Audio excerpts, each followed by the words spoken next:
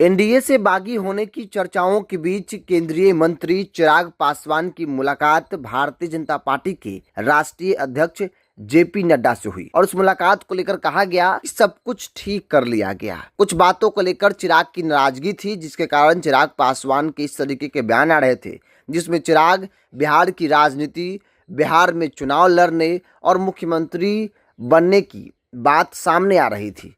अब देखिए, जो ताज़ा बयान चिराग पासवान का आया है, जिसके बाद यह कहा जा रहा है कि नाराज चिराग की नाराजगी अभी भी खत्म नहीं हुई है। चिराग आज भी उस बयान पर कायम है, उस बयान को रिपीट कर रहे हैं जिन बयानों को लेकर बीते दिन चिराग पासवान की पार्टी सुर्खियां बटोर रही थी। नमस्कार, द इंडिया टॉप देख रहे हैं, मैं हूँ आपके साथ बिरजू सिंह। देखिए, बिहार में विधानसभा का चुनाव इस साल होने वाला है। ऐसे में एनडीए के सहयोगी दल लोक जनशक्ति पार्टी रामविलास के सुप्रीमो केंद्रीय मंत्री चिराग पासवान ने बड़ा बयान दिया था। चिराग पासवान ने साफ तौर पे कहा था कि वो केंद्र की राजनीति में रुचि नहीं रखते हैं, वो बिहार की राजनीति करना चाहते हैं, बिहारियों की सेवा करना चाहते हैं। जिसके बाद पूरी पार्टी फ्रंट पर आकर यह दावे के साथ कर रही थी कि चिराग पासवान को लोग बिहार की राजनीति करना चाहते हैं, चिराग को बड़ी भूमिका में बिहार में देखना चाहते हैं।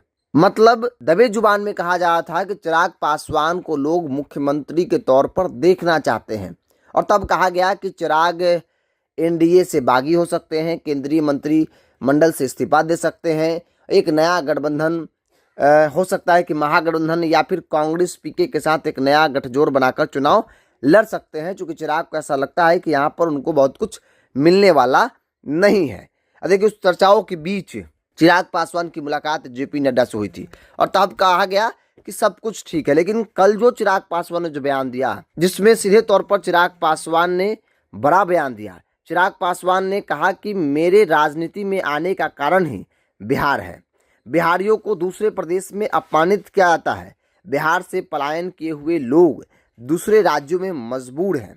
मेरी सोच तो सिर्फ पलायन को रोकने तक की नहीं है, बल्कि पीढ़ी दर पीढ़ी दूसरे देशों में दूसरे जगहों पर गए हैं, उनको कैसे लाया जाए, इसलिए मैं राजनीति में आया हूँ। दिल्ली बम्बई जैसा बिहार कब चमकेगा, उसके लिए आया हूँ। मैंने उदाहरण के साथ कहा कि अब मैं अपने बिहार की राजनीति में महसूस करता हूँ। मतलब सीधे तौर पर चिराग उन बातों को दोहरा रहे हैं और कह रहे हैं कि भाई बिहार की राजनीति करना चाहता हूँ, क्योंकि मेरी सोच ही बिहार को लेकर थी और इसीलिए मैं बिहार राजनीति करने आया था।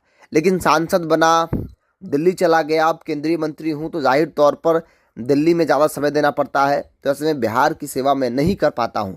इसलिए बिहार की सेवा करने के लिए, बिहार को एक नए दिशा में ले जाने के लिए बिहार की सेवा करना चाहता हूँ, बिहार की राजनीति करना चाहता हूँ।